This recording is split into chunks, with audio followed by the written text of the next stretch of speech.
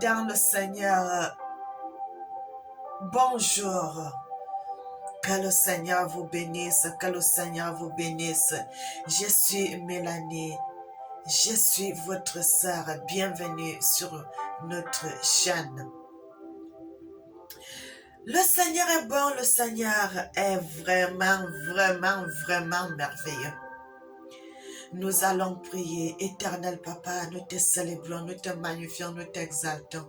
Père éternel, tu es digne, tu es le roi de gloire, tu es le Seigneur des Seigneurs. En dehors de toi, il n'y en a pas d'autre. Sur la terre, dans les profondeurs, tu es unique. Amen. Bien-aimé, notre Dieu est vraiment le Seigneur, le Tout-Puissant. Nous allons parler des finances aujourd'hui. Nous allons parler. Ce que je suis en train de dire, de faire, frères et sœurs, c'est pas vraiment une prédication, mais c'est, je sais pas, c'est comme une proclamation que le Seigneur m'avait dit. Moi, j'avais préparé déjà une autre vidéo que je devais faire, mais le Seigneur n'avait pas voulu que je fasse cela. Parce que comme je devais continuer sur les descendants du roi David, mais le Seigneur a voulu que je parle de ça. Le Seigneur m'a parlé sur les finances.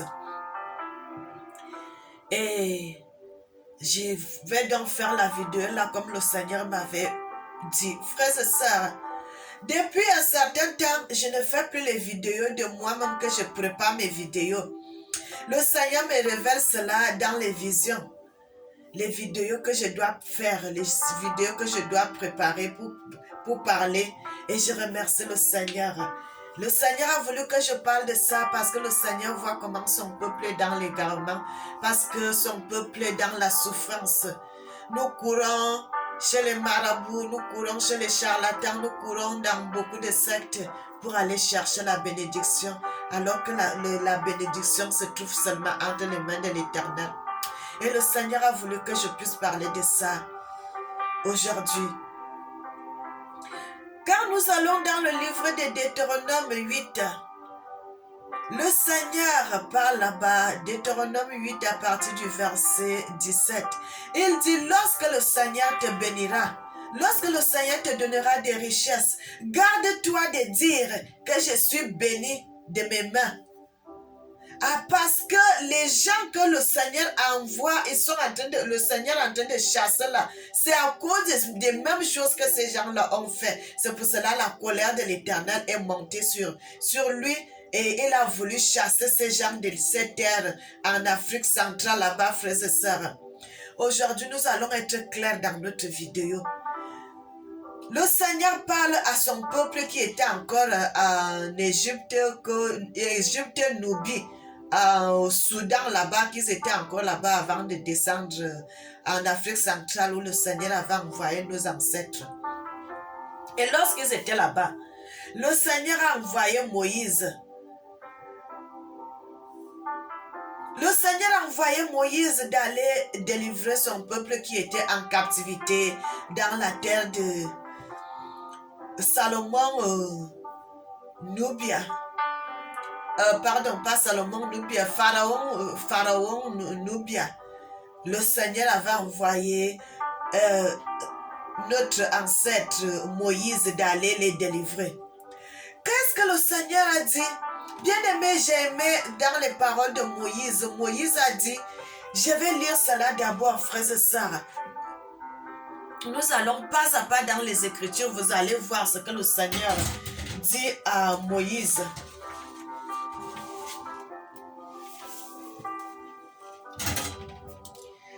Oh, gloire, gloire à Dieu. Oh, gloire, gloire à mon Dieu. Oh, gloire, gloire à mon Dieu. Gloire, gloire à mon Dieu. Gloire, gloire à Dieu. Nous allons dans le livre de Deutéronome 16. Deutéronome 17 à partir du verset 16. Autant pour moi, mes frères. 17, verset 13.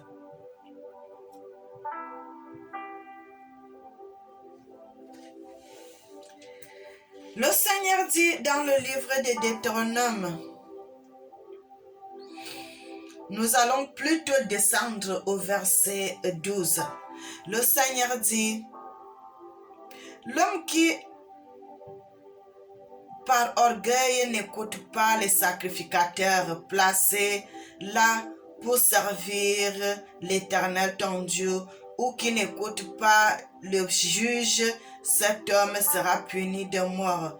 Tu ôteras ainsi du mal du milieu d'Israël, afin que tout le peuple entende et craigne, et qu'il ne se livre plus à l'orgueil. Lorsque tu seras entré dans le pays que l'Éternel ton Dieu te donne, lorsque tu posséderas, que tu y auras établi ta demeure et que tu diras, je veux mettre un roi sur moi comme toutes les nations qui m'entourent, tu mettras sur toi du roi que choisira l'Éternel ton Dieu. Tu prendras un roi du milieu de tes frères et tu ne pourras pas te donner un étranger qui ne soit pas ton frère. Mais et qu'il n'y ait point un grand nombre de chevaux, qu'il ne sème pas le peuple en Égypte pour avoir beaucoup de chevaux, car l'Éternel vous a dit, vous ne retournerez plus par ce chemin, qu'il n'ait pas un grand nombre de femmes, afin que son cœur ne se détourne point. Bien-aimés, le Seigneur dit, lorsque au milieu de toi il y aura les orgueilleux. De notre époque-ci, tu ne peux pas tuer les orgueilleux. Quand quelqu'un est orgueilleux auprès de toi, tu n'as pas la capacité de tuer cette personne parce que tu iras en prison. Quand tu vas faire ça, tu vas aller en prison, mon frère, ma soeur. Éloigne-toi de cette personne. Les orgueilleux, le Seigneur n'aime pas les orgueilleux. Le Seigneur n'aime pas les orgueilleux. Le Seigneur n'aime pas toute personne qui est orgueilleuse. Le Seigneur déteste les orgueilleux. Parce que l'homme qui est orgueilleux, si tu marches avec lui, il va te détourner de la loi de Dieu. Le Seigneur, c'est ça la parole que le Seigneur a voulu que je puisse parler avec ses enfants. L'orgueil a tué beaucoup d'Africains. L'orgueil a tué beaucoup de nos frères. L'orgueil a tué beaucoup de nos sœurs. Mon frère, ma sœur, tu vas avoir l'argent vite. Tu vas être riche vite. Tu vas avoir toutes les richesses du monde. Jusqu'à aller mettre tes mains où tu ne fallait pas mettre tes mains. Alors que le Seigneur dit, c'est le travail qui enrichit. Mon frère, ma soeur, c'est le travail qui enrichit. Ça ne sert à rien d'aller mettre les mains de partout où tu vas aller mettre là. Parce que quelque part, lorsque tu vas aller dans ces affaires, on va t'imposer quelque chose. Et si tu ne peux pas aller faire cela, tu mourras. Et tu mourras jeune. Frères et sœurs, le Seigneur m'a dit de parler sur les finances de ses enfants. Et le Seigneur dit, tous les Africains courent seulement sur l'argent. Sur l'argent, frères et sœurs. La clé de l'argent, c'est dans la Bible. Mon frère, ma soeur, la clé de l'argent n'est pas ailleurs, c'est dans la Bible, dans la parole de Dieu. Le travail. Je vais vous donner les versets. Bien-aimés, je vous dis, si vous faites ce que je vais vous dire et vous mettez cela en pratique, vous allez voir que vous n'allez plus manquer de quoi que ce soit. La bénédiction n'est pas ailleurs. Entre les mains de l'ennemi, entre les mains du diable, la bénédiction n'est pas là-bas, mon frère. Ce n'est pas la prospérité qu'on va prêcher, la prospérité, jusqu'à tu vas aller voler. Ce n'est pas ça la prospérité, ça c'est le vol, ça c'est le mensonge. La prospérité de Dieu, c'est dans les Écritures de l'Éternel. La crainte de Dieu est le commencement de la sagesse. Salomon avait compris ces choses. Pour cela, Salomon avait dit à l'Éternel que je demande seulement que tu me donnes la sagesse et l'intelligence pour pouvoir diriger tout ce grand peuple que tu m'avais donné.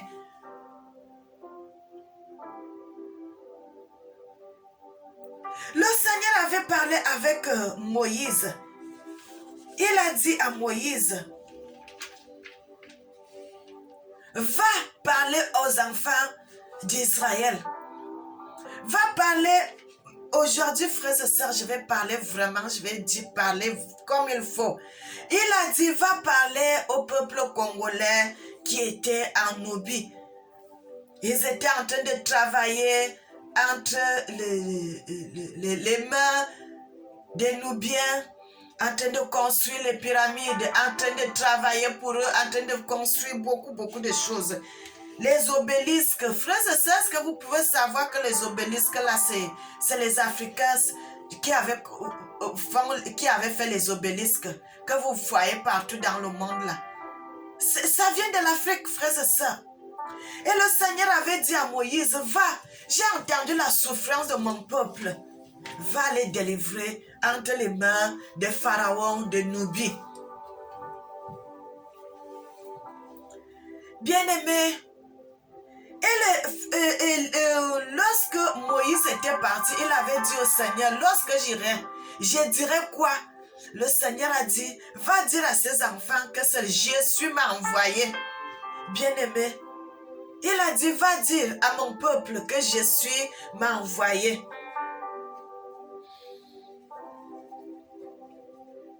Que Jésus m'a envoyé. Il a dit, lorsque je dirai cela, est-ce que ton peuple écoutera ce que je leur dirai? Nous allons dans le livre de Exode, Exode 3. Nous allons lire les Écritures.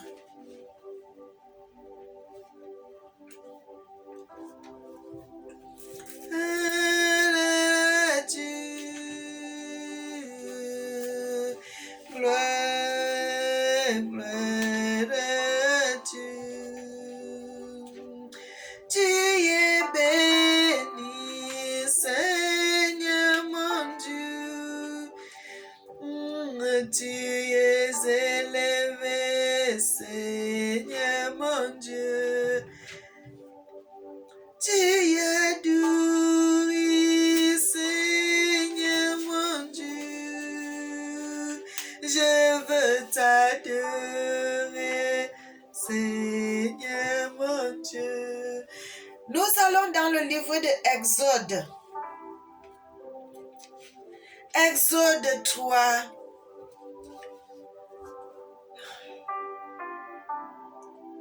Exode 3 au verset 3, au verset 1. La Bible dit, Moïse faisait paître le troupeau de Jéthro, son beau-père, sacrificateur de Madian, et il mena le troupeau derrière le désert et devant à la montée du Dieu. À Horeb, l'ange de l'Éternel lui apparut dans une flamme de feu au milieu d'un buisson. Moïse regardait et voici, le buisson était tout en feu, le buisson ne se consumait point. Moïse dit, je veux me détourner pour voir cette grande vision et pourquoi le buisson ne se consume point. L'Éternel vit qu'il se détournait pour voir et Dieu l'appela du milieu du buisson et dit, Moïse, Moïse. Il répond, me voici. Dieu dit, n'approche pas, ôte tes souliers de tes pieds, car le lieu sur lequel tu te tiens est une terre sacrée. Bien-aimés, nous sommes là, le Seigneur avait visité Moïse où il était parti au pays Madian pour aller se marier et puis il a continué à servir et travailler dans avec le troupeau de moutons de son beau-père. La Bible dit, Frères et sœurs, pourquoi je suis retournée dans ce passage? Parce qu'il y a quelque chose qui est codé là. Moïse a dit, il croyait que c'était une vision. Il a cru que c'était une vision. Donc, frères et sœurs, ça veut dire qu'avant que nos parents descendent en Afrique centrale, où on les avait établis, il y en a, le Seigneur avait déjà commencé à travailler avec ces gens. C'est parce qu'il commençait déjà à oublier la loi de Dieu. Mais le Seigneur, parce que Moïse nous parlait de la vision, frères et sœurs, les gens qui ne sont pas dans les Écritures, il va seulement te dire qu'un rêve ou bien quelque chose. Il ne va pas connaître que c'est la vision. Mais Moïse, il connaît les visions. Comment il connaît les visions? Parce que Moïse connaissait la loi de Dieu. C'est pour cela que je vous dis. Il connaissait la loi de Dieu, frères et sœurs. Notre Dieu est bon, notre Dieu est merveilleux. Il connaissait la loi de Dieu. Il croyait que c'était une vision alors que c'était une réalité. Dieu parle dans les visions, Dieu parle. Dieu te révèle. Tu peux être ici, Dieu t'envoie d'aller faire quelque chose en Afrique. Tu fais cela, et puis quand tu vas te réveiller, tu te trouves que tu es en Europe. Mais le Seigneur t'a ouvert les yeux. Bien-aimé, notre Dieu est capable de tout. Notre Dieu est capable de tout. Tu ne quittes pas ton lit, tu es couché sur ton lit, mais le Seigneur t'utilise. Tu vas aller accomplir l'œuvre de l'Éternel depuis l'Afrique. Et tu es là, dans ton sommeil, quand tu te réveilles, tu te retrouves que tu étais en Afrique et tu es revenu. Mais tu es là, sur place dans ta maison. C'est la même chose que le diable est en train de voler pour faire à ce que les gens puissent sortir de leur corps. Frères et sœurs, mais avec le Seigneur, nous ne sortons pas de notre corps. Le Seigneur, tu utilises l'Esprit de Dieu, t'oriente, mais tu ne sors pas de ton corps. Ça, c'est différent. Par contre, le diable, quand il t'utilise, tu sors de ton corps. Quelqu'un sort de son corps et son esprit s'en va en ballottage, il va aller faire de mauvaises choses, il revient, va entrer dans le corps de la personne pendant que la personne, son corps est resté à la maison. Avec Dieu, ce n'est pas la même chose, frères et sœurs. Et Moïse croyait que c'était une vision alors que c'était une réalité. Le Seigneur lui dit, j'ai entendu le cri de mon peuple. Je vais t'envoyer en Nubie pour aller délivrer mon peuple qui est dans la souffrance et dans la captivité. Bien-aimé, le Seigneur dit, toutes les bénédictions sont entre ses mains. L'argent et l'or appartiennent à notre Dieu. L'or et l'argent appartiennent à Dieu, à notre Dieu, le Créateur de toutes choses sur la surface de la terre. L'or et l'argent appartiennent à Dieu. L'or et l'argent appartiennent à Dieu. Le Seigneur aussi dit, partout la plante de ton pied foule, ce lieu t'appartient. Bien-aimés, nous allons aller dans le livre de Agé 2 au verset 8.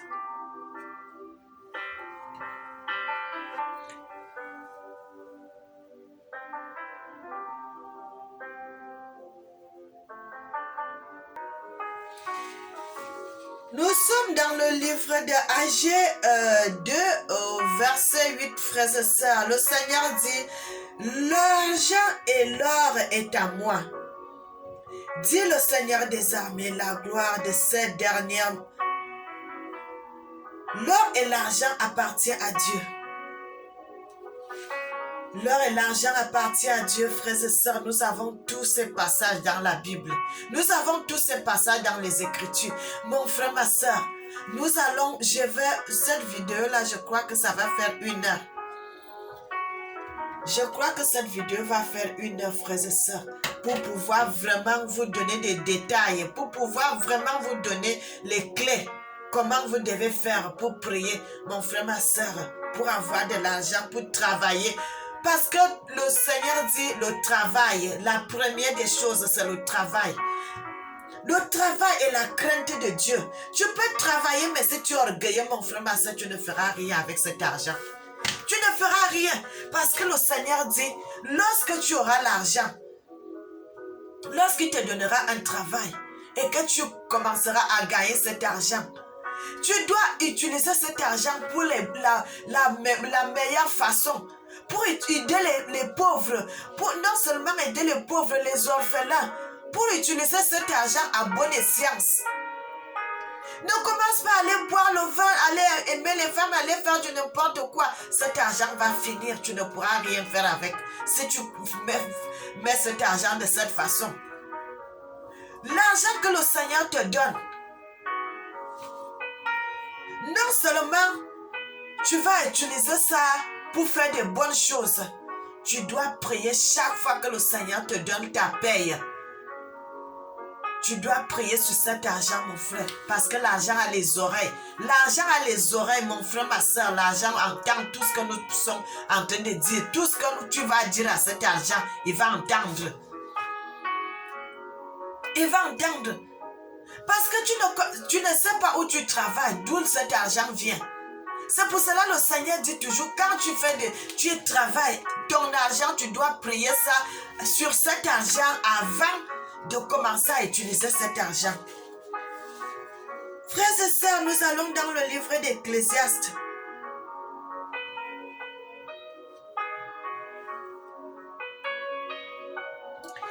Ecclésiaste 10.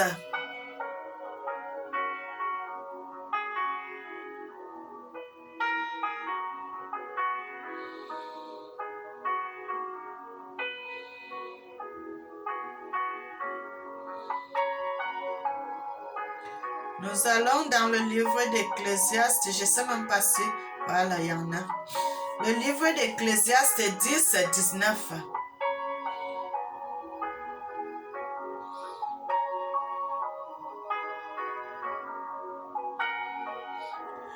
La Bible, nous allons regarder un petit passage sur la Bible, verset 1 d'Ecclésiaste 10. Le Seigneur dit, les mouches mortes font répandre une mauvaise odeur à longueur des apothicaires. De même fait un peu de folie à l'égard de celui qui est estimé pour sa sagesse et pour son honneur.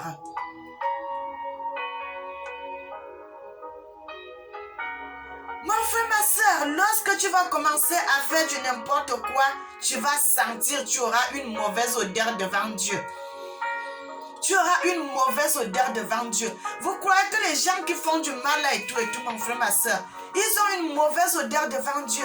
Parce que le Seigneur, lorsque tu fais des mauvaises choses, le Seigneur te crache. Il n'a pas besoin de te voir parce que tu as une mauvaise odeur. Mon frère, ma soeur, tu peux tout faire. Mais le Seigneur dit, la gloire ne revient qu'à lui seul. La gloire revient qu'à Dieu seul. Quand tu commences à aller te prosterner devant les gens, à faire du n'importe quoi, ça fait mal à Dieu. Ça fait mal à Dieu.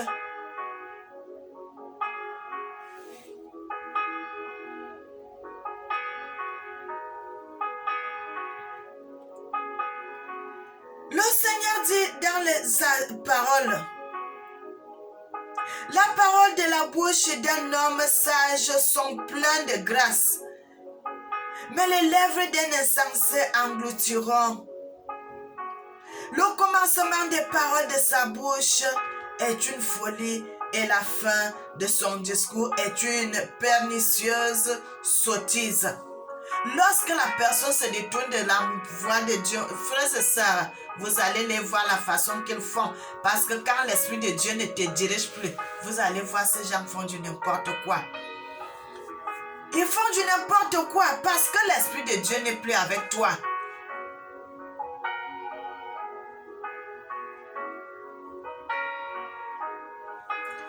Le Seigneur dit la première des choses, c'est le travail.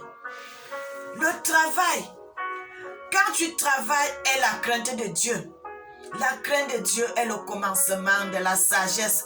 Tous ces gens qui respectent cette loi, frères et sœurs, ils ont une bonne façon de vivre. Pourquoi nous parlons chaque fois, on dit que David, il était béni, Salomon, ils étaient bénis, Élie était béni, Élisée était béni, tous ces prophètes-là, pourquoi ils étaient bénis au cœur de notre époque-ci, nous ne sommes pas bénis? Parce que ces gens avaient compris une chose, lorsque tu travailles. Il y a même l'autre là, Amos, il était berger. Tous ces gens-là connaissaient la force de Dieu, que le Dieu aime le travail. Parce que la Bible dit, celui qui ne travaille pas ne doit pas manger. Celui qui ne travaille pas ne doit pas manger. Donc tu dois prier Dieu que le Seigneur te donne un travail. Et lorsque le Seigneur te donne un travail, l'argent qui va venir là, avant toute chose, prie sur cet argent. Tu vas voir mon frère, lorsque tu feras cela, tes enfants ne tomberont plus malades, ta femme ne sera plus malade, ton mari ne sera plus malade. Parce que lorsque l'ennemi sait que tu as déjà commencé à faire ces choses, la Bible dit résister au diable et il fuira loin de vous. Il va toujours tenter, mais jusque-là, à un moment, il va comprendre que non, la personne-ci n'est pas comme je croyais. Il va s'éloigner. Mais quand il va s'éloigner, toi, continue à être ferme dans la prière. Parce que le Seigneur dit, notre Christ, il a dit, lorsque l'esprit impur quitte de la personne, il s'en va dans un lieu désert. Il commence à pleurer là-bas. Je retournerai dans ma maison d'où je suis sorti. Parce que cet esprit-là, quand il part, il ne va pas pour toujours. Il va toujours revenir, il va rôder autour de toi. Est-ce que cette maison est toujours propre ou bien cette maison est déjà sale? La maison là, c'est quoi? C'est le corps d'une personne que le Seigneur avait codé dans la Bible. C'est le corps d'une personne. Est-ce qu'il a encore une bonne façon de vivre ou bien il a toujours... Est-ce qu'il a toujours une bonne façon de vivre ou bien il a changé de vie? Si tu continues encore dans le Seigneur, il va repartir. Il va chercher d'autres endroits. Ainsi de suite. Mais dans tout cela, il va toujours venir. Il vient guetter. Si c'est pas bon, si c'est pas bon. Mais le jour qu'il va trouver que non, la personne là, il a laissé la voix de Dieu. Et la Bible dit, il va rechercher d'autres, cet esprit plus méchant que lui. Et ils vont revenir vers toi. Et la Bible dit, la deuxième condition de cette personne est pire que la première. Parce que quand il revient, il ne vient pas seul. Il part prendre les esprits qui sont plus méchants que lui. Ce qu'ils vont te faire, c'est la mort. C'est la mort. Donc quand tu travailles ton argent. Lorsque tu travailles cet argent, ne fais pas du n'importe quoi. Si tu commences déjà à aller aimer les femmes, à aller boire le vin, mon frère, ma soeur, ce n'est pas bon. Tu vas voir, chaque fois que la fin du mois arrive, déjà proche, le diable va envoyer une maladie à tes enfants. Que quand tu touches cet argent, vous allez seulement à l'hôpital. Vous allez acheter le traitement, tout ceci, tout. L'argent finit. Et vous recommencez comme ça.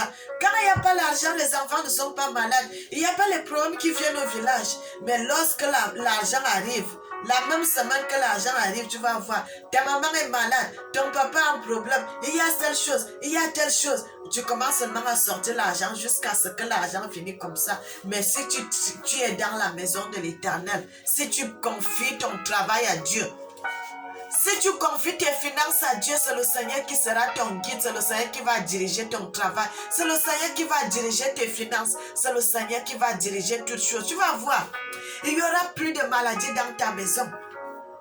Il n'y aura pas de maladies dans ta maison. Il n'y aura pas de problème. Vous serez bien, vous serez tranquille, vous serez à l'aise. Tu gagnes peu, mais tu vas voir combien de choses que tu vas faire avec cet argent. Jusqu'à ce que l'argent va rester le mois prochain, tu auras encore cet argent. Et c'est comme ça que tu vas commencer à épargner. Et c'est comme ça que tu vas commencer à épargner, mon frère. Pour gagner ta vie. Vous croyez que, bien-aimé, lorsque vous êtes avec Dieu, le Seigneur dit, toi dans son champ, lui, il sera dans tes affaires. Le Seigneur avait dit à Josué, Personne ne tiendra devant toi tant que tu vivras. Bien-aimé, jusqu'à aujourd'hui, le palais, on appelle ça, le palais de la maison, le palais royal pardon, pas Salomon, du roi Josué, qui est Njoya dans la Bible, Josué, fils de Nun. C'est toujours là-bas au Cameroun jusqu'à aujourd'hui que je vous parle. Parce que c'est un homme qui avait marché avec Dieu. Il a dit, moi et ma maison, nous marcherons, nous servirons l'Éternel. Le Seigneur avait dit à Josué, je serai avec toi comme j'ai été avec Moïse. Comme j'ai été avec Moïse, je ne te délaisserai pas.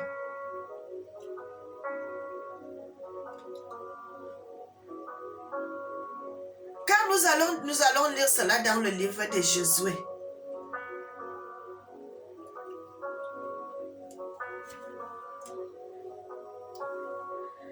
Le Seigneur dit, après la mort de Moïse, le serviteur du Seigneur, il arriva que Josué parla à... Voilà, Josué, son nom aussi est dans la Bible. Josué, Joshua, fils de Nun, serviteur de Moïse, disant, Moïse, mon serviteur, est mort. Maintenant, lève-toi, passe le Jourdain, toi et tout ce peuple, pour entrer dans le pays que je leur donne, savoir aux enfants d'Israël. Tout lieu que piétinera la plante de ton pied, je vous l'ai donné comme je l'ai dit à Moïse. Votre territoire sera depuis le désert et jusqu'à le grand fleuve Euphrate, tout le pays des Héthites jusqu'à la grande mer. Bien-aimé, le Seigneur a dit à Josué, partout la plante de ton pied foule, ce lieu t'appartient. Et le Seigneur dit encore, il n'y aura personne qui se tiendra capable de se tenir devant toi tous les jours de ta vie, comme j'ai été avec Moïse, ainsi je serai avec toi, je ne te délaisserai pas et je ne t'abandonnerai pas. Sois fort et prends courage. Le palais royal, là, ça fait plus de 1000 ans que ça y est là. Je ne sais pas si c'est 1000 ans ou c'est combien d'années. Je ne sais même pas à quelle époque Josué était sur la terre, frères et sœurs. Le palais là existe encore jusqu'à aujourd'hui. Quand vous...